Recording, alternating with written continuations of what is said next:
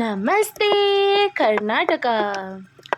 ಅಂತೂ ಇಂತೂ ಪ್ರೀತಿ ಬಂತು ಹೇಳ್ದಂಗೆ, ಅಂತೂ ಇಂತೂ ಲಾಸ್ಟಿಗೆ ನಾನು ಇಫಾ ಚಿಕನ್ ಮಾಡ್ದಂಗೆ.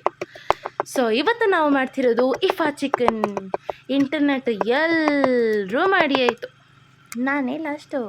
ಹೆಚ್ಚಕ್ಕೆ ಇವತ್ತು ಮಾಡುವ ಇಫಾ ಚಿಕನ್ ತಿಂದುಬಿಟ್ಟು ಹೇಳಬೇಕು ನೀವು, ವಾ ವಾ ಏನು ಚಿಕನ್ ಅಂತ.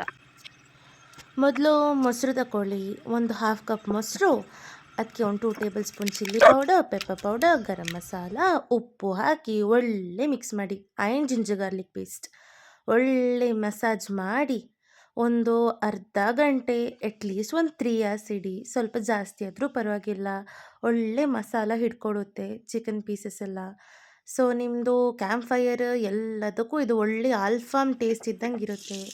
ಮತ್ತು ಗಾರ್ಲಿಕ್ ಬಟರ್ ತಗೊಳ್ಳಿ, ಅದರಲ್ಲಿ ನಮ್ಮ ಫ್ರಿಜ್ಜಿಂದ ತೆಗೆದುಕೊಂಡು ಬಂದ ಚಿಕನ್ನ ಇಟ್ಟು ಒಳ್ಳೆ ಮಸಾಲನೂ ಫ್ರೈ ಆಗಬೇಕು, ಚಿಕನೂ ಫ್ರೈ ಆಗಬೇಕು. ಅದಕ್ಕೇನು ಮಾಡಬೇಕು, ಲೋ ಅಲ್ಲಿ ನೋಡಿ ಎಷ್ಟು ಕ್ರಿಸ್ಪಿ ಆಗಿದೆ ಅಂತ. ಲೋ ಅಲ್ಲಿಟ್ಟು ನೋಡಿ, ಕ್ರಿಸ್ಪಿ ಅದೇನು ಕ್ರಿಸ್ಪಿ ಸ್ಕಿನ್ ಇತ್ತು ಗೊತ್ತಾ. ಆ್ಯಂಡ್ ಚಿಕನ್ ಸಹ ಒಳ್ಳೆ ಬೆಂದಿತ್ತು ಆಯಿತಾ.